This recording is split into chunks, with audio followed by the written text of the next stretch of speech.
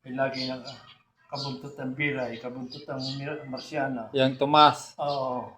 Dahil siya ang unang anak na sa pangalawa. Lagi na siya magkakalit. Ibig sabihin, hindi nagpapanlayo ang edad ng Beray at ng Tomas. Malayo. Hindi nilimang taon. Ay di ibig sabihin, nung mawalang saliba, 5 taon bago nag-asawa. Ba? Hindi Oh. Saka nakilala naman ang nanay pero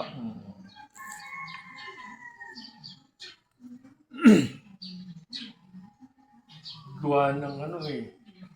Kaya sabi ko baka hindi nilimang taon eh. Ay dalaga na Ate Biray eh. nung mag-asawa, Nung magkaasawa eh. ang pangalawa. Oo.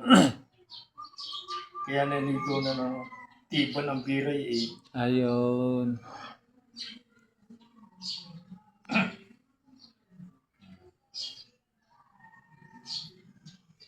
Ay butit hindi tumutol ang Ingo.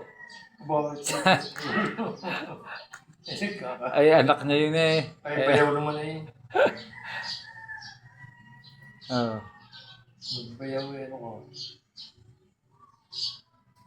Magbayaw.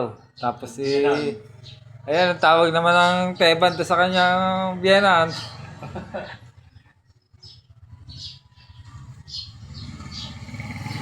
Bayaw na tatay. Biyena.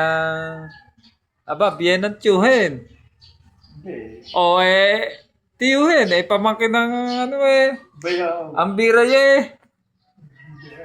Bayaw lang. Magbayaw nga pala. Anak pala eh. Nanay eh. Anak pala. Ay mag-ama. Mag-ama't magkapatid yan o Magkapatid ng pero at mag-ama ng Ingo.